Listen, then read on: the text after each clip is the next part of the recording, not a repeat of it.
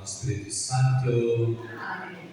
Ang pagpapala ng ating Panginoon Jesucristo, ang pag-ibig ng Diyos Ama, at ang pagpapala ng Espiritu Santo, naway sumayin na lahat. Amen. Mga kapatid, ang hinang manuwag ng Jesucristo pa ating kapatid mga si Aida, ay pagkawin awan kanina.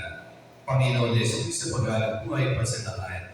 Ipinamas mo pagpasahin paningang Panginoon, kaawaan kami. Panginoon, kawan.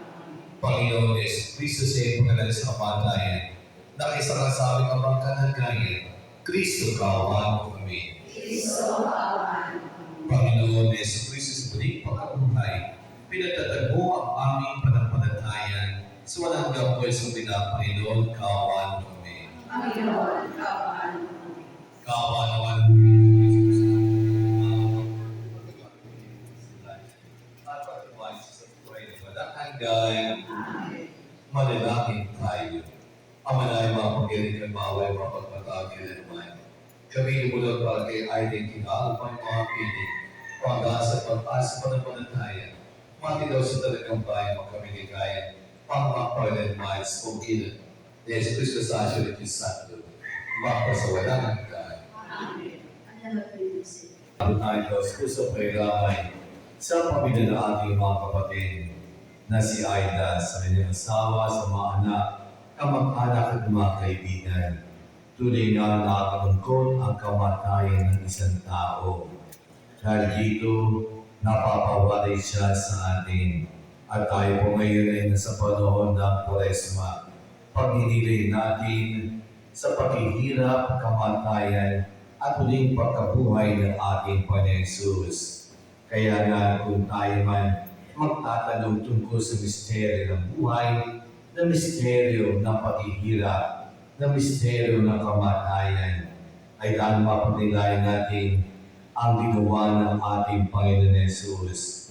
Lahat tayo ni kahit na makiisa sa paghihirap kamatayan ni Jesus. Kaya nga ang kanyang pinagdaanan, dahil siya namatay sa sakit ng kanser, siya'y naghirap.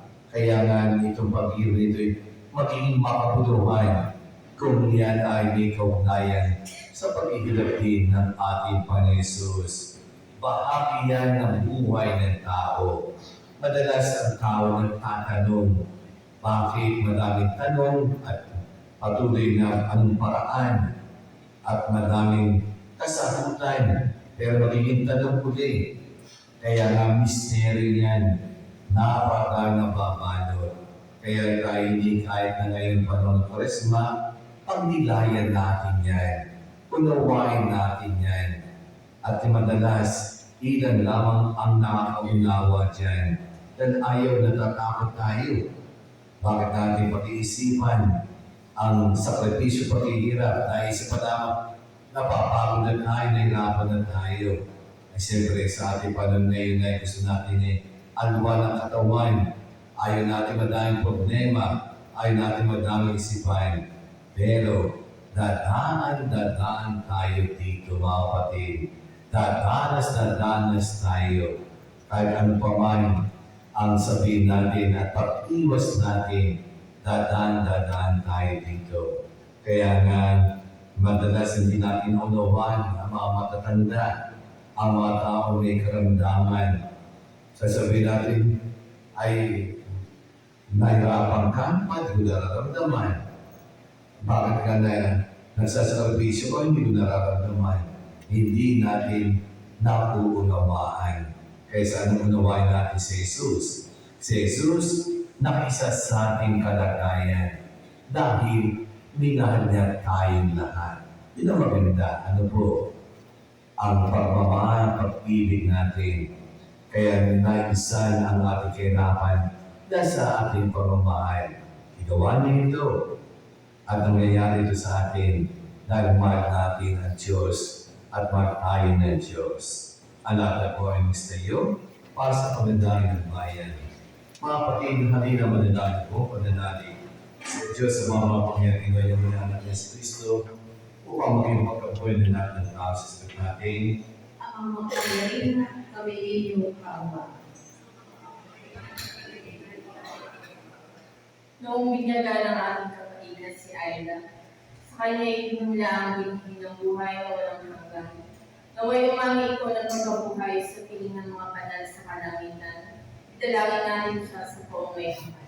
Ang makapangyarihan kami iyong kaawaan. Ang lahat ng namatay na umaasang muling mabubuhay ay malugod nawang tanggapin ng Diyos sa piling niya sa kalangitan. Italangin natin sila sa poong may kapal. Ang makapangyarihan kami iyong kaawaan.